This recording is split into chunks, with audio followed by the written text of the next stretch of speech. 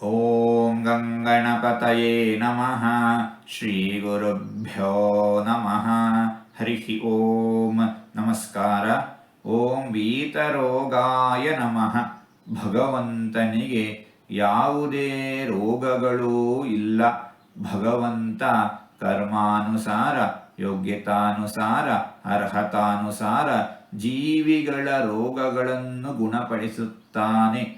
ಮುಮುಕ್ಷುಗಳಿಗೆ, ಮುಕ್ತಿಯೋಗ್ಯರಿಗೆ ಭವರೋಗವನ್ನು ನಿವಾರಿಸಿ ಮೋಕ್ಷವನ್ನು ಕೊಡುವವನು ಭಗವಂತ.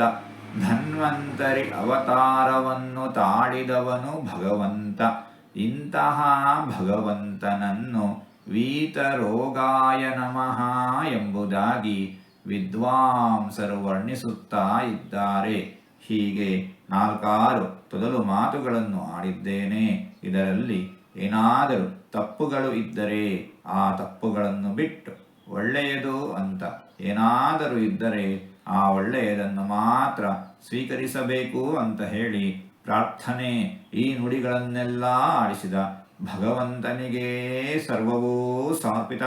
ಸರ್ವಂ ಶ್ರೀಕೃಷ್ಣಾರ್ಪಣಮಸ್ತು.